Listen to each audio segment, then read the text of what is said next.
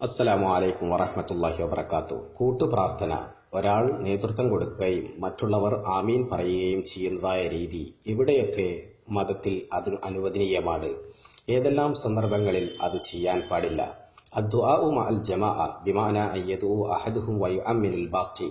ഒരാൾ പ്രാർത്ഥിക്കുകയും മറ്റുള്ളവർ ആമീൻ പറയുകയും ചെയ്യുന്ന കൂട്ടുപ്രാർത്ഥനയുടെ ഈ രീതി ഇമ്മാ യകൂന തബത ദാലിക ഫിസ്സുന്ന കമാ ഫിൽ ഇസ്തിസ്ഖാ വഫി ദുആഇൽ ഖുനൂത്ത്.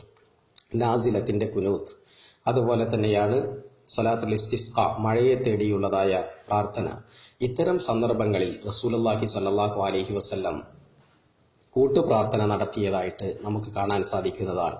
അഥവാ ഒരാൾ പ്രാർത്ഥിക്കുകയും ഇമാമ് പ്രാർത്ഥിക്കുകയും ഒരാൾ നേതൃത്വം കൊടുക്കുകയും മറ്റുള്ളവർ ആമീൻ പറയുകയും ചെയ്യുന്നതായ രീതി. വഹാദാ ലാ ശക്ക് അന്നഹു മശ്റൂ. ഇത് നിയമപരമാണ്, മതത്തിൽ അനുവദനീയമാണെന്ന് കാണാൻ സാധിക്കും. വഇമ്മാ യകൂന ഫീ മവാദിഇൻ ലം യസ്ബുത് ഫീഹാ ദാലിക ഫി സുന്ന അന്നബവിയ്യ. എന്നാൽ നബി കരീം സല്ലല്ലാഹു അലൈഹി വസല്ലമയുടെ സുന്നത്തിൽ കാണാൻ പറ്റാത്തതായ പലയിടങ്ങളിലും ആളുകൾ കൂട്ടുപ്രാർത്ഥന നടത്തുന്നുണ്ട്. ഉദാഹരണമായി കഅദ്ബാരി സ്വലവാത്ത് ഔ അഖ്ബ ദഫ്നിൽ മയ്യിത്ത് ഔ ഫി അറഫ വനഹ്വി ദാലിക്. ഉദാഹരണമായി ഫർദ് നമസ്കാരങ്ങളുടെ ശേഷം ഇമാം നേതൃത്വം കൊടുക്കുകയും മറ്റുള്ളവർ ആമീൻ പറയുകയും ചെയ്യുന്ന രീതി നബി പഠിപ്പിച്ചില്ല. അതുപോലെ മയ്യത്തിനെ മറമാടിയതിന് ശേഷം ഒരാൾ നേതൃത്വം കൊടുക്കുകയും മറ്റൊരാൾ ആമീൻ പറയുകയും ചെയ്യുന്ന രീതി റസൂല് പഠിപ്പിച്ചിട്ടില്ല.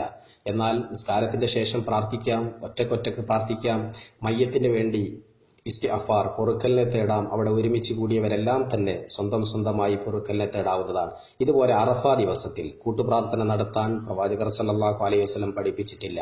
ഇതുപോലെ മറ്റു പല സന്ദർഭങ്ങളിലും, ഉദാഹരണമായി ഒരാൾ വീട്ടിലേക്ക് ഭക്ഷണം കഴിക്കാൻ വരിക, എന്തെങ്കിലും ഫംഗ്ഷൻസ് ഉണ്ടാവുക, എന്നിട്ട് ഭക്ഷണം കഴിച്ചതിന് ശേഷം അവിടെ വെച്ച് കൂട്ടുപ്രാർത്ഥന നടത്തുക, ഈ ഒരു രീതിയും നബി കരീം സല്ലല്ലാഹു അലൈഹി വസല്ലം പഠിപ്പിച്ചിട്ടില്ല.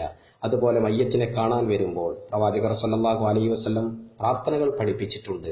എന്നാൽ ഒരാൾ നേതൃത്വം കൊടുക്കുകയും യാസീനോദി ദുആ ചെയ്ത് അതിനെ ഹദിയ ചെയ്ത് മറ്റുള്ളവരെല്ലാം ആമീൻ പറഞ്ഞ് കൂട്ടുപ്രാർത്ഥന നടത്തുന്ന രീതി പ്രവാചകൻ പഠിപ്പിച്ചിട്ടില്ല.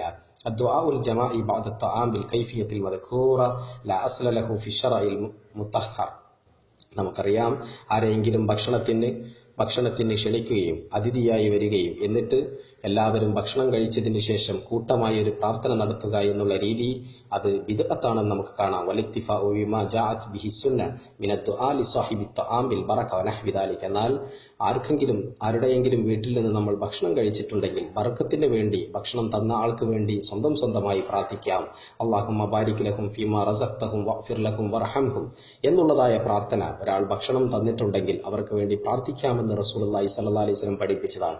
ഒരാൾ നോമ്പ് തുറക്കാൻ ക്ഷണിച്ചാൽ നോമ്പ് തുറക്കാൻ ക്ഷണിച്ചവന് വേണ്ടി നമുക്ക് പ്രാർത്ഥിക്കാമെന്ന് അള്ളാഹുവിന്റെ റസൂല് പഠിപ്പിച്ചതാണ്. പക്ഷേ അതൊരു കൂട്ടമായുള്ള ഒരു പ്രാർത്ഥനയായിട്ട് നബിയോ സഹാബാ കിറാം